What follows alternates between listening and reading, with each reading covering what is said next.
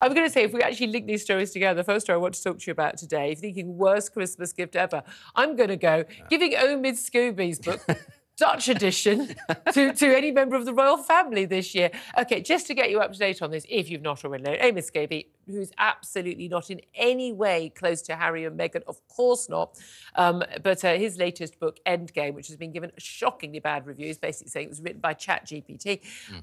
But he has talked very great detail, lots of criticism about the royal family, and he's also talked about a letter that Meghan Markle wrote to the late Duke of Edinburgh, to Prince then, but now King Charles, about discussions in the family, which, of course, she talked about on Oprah Winfrey all those years ago, about people questioning the colour of the skin of her then unborn baby, and talk about unconscious bias and racism. Well, Omid Scobie claims to know the names of not the one, but the two members of the royal family, one very senior, who is alleged to have had a conversation about what colour skin the baby would have, coming from a white ginger father and a mixed-race mother. I think a conversation most of us would have had in our families, indeed, with the couple. But Omid Scobie says he didn't put those names in. However, they have had to pull the Dutch edition from the bookshelves in the Netherlands yesterday after a bizarre paragraph was inserted in which it does name two royals who are accused of racism. Benedict, first of all, do you believe any of this? Because it does seem bizarre. If none of the other editions actually name these people, it's not like they've been taken out or not taken out. If he said in no version did he write these names in, do you think this is all someone has maliciously done this? Yeah. Do you think it's made up, or do you think that perhaps this is a really clever way of getting people to talk about this book on the day of publication? Well, that's what the sceptic in me, and I'm perpetually sceptical about everything, cynical about everything. Apart from facial hair. Yes, apart from facial hair, which is, can only ever be taken very seriously. That was what I was thinking. And the problem is you're sat there thinking, well, until I see evidence, I can't necessarily take it. But of course, if you see evidence, then that's not great because it's being shared widely and somebody will get in a lot of trouble for that. So, we leave it up to the viewers to decide whether or not it might be a publicity stunt from somebody who is not exactly publicity shy. About two people who are not particularly publicity shy. And someone who is very good at this stuff, and also two people who are probably quite happy. Well, no, certainly one person, yes, Meghan, one person, who would be perfectly happy for that name to get out. Now, I have seen unhappy. Various different names on the internet. By the way, we're not going to say them on air, and if you do call in and think, please don't say them, I don't want to spend the rest of my life in libel action. But we know, Omid Scobie has said, the reason why I've not named these people is because it's an allegation, it's a claim, and the libel laws in this country prevent me from doing it because, of course, no evidence for it. And again, most sensible people, I think, their reaction to that story, when the claims were first made among numerous claims, many of which were completely debunked as utterly, objectively, factually false. Not recollections may vary, but simply untrue. No, you were not married privately by the Archbishop of Canterbury a couple of days before your wedding and all those sort of things.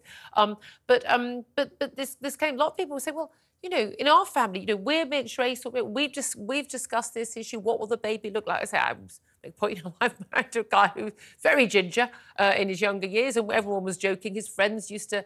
I mean, gosh, his friends used to send me pictures of baby orangutans in tyres saying, is this your scan photo? I mean, I'm just saying that's the territory we're in with our friends and family. But I mean, people asking a reasonable question, I wonder what the baby will look like. Now, there is a way of someone saying this in a negative way.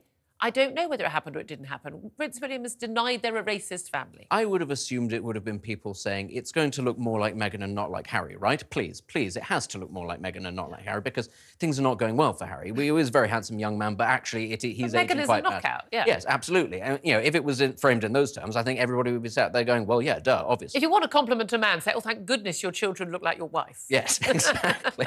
But, yeah, the whole thing just is incredibly tedious because it's never going to emerge because, as you say, there's no evidence. Well, no, that's the thing, because there isn't really any evidence. There's just hearsay. And actually, even if Meghan Markle or Prince Harry were to come out and say XYZ said this, the royal family would just deny it and it would just get very nasty.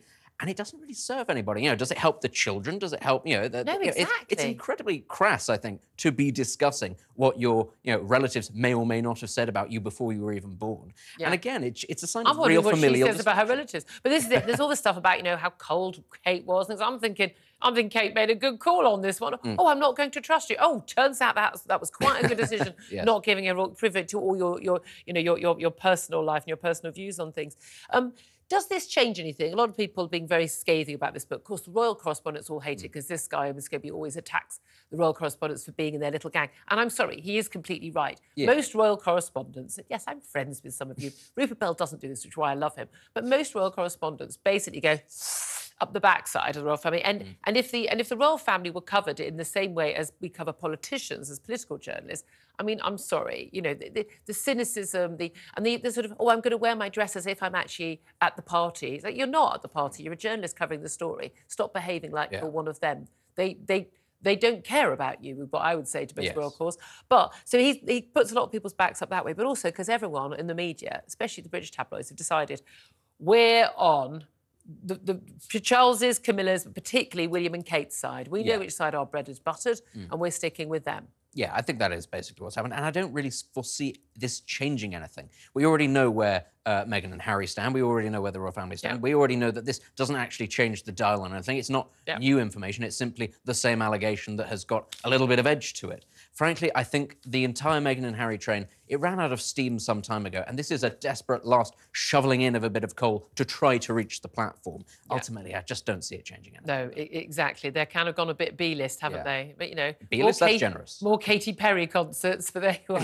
But again, if you've got a choice, you've got, like, the future King of England invited to a party, or you've got Prince Harry and Meghan, yeah, you know who you're going to choose. And at the end of the day, that, you know, your only cachet is, funnily enough, not that you were once an actress in a series called Suits.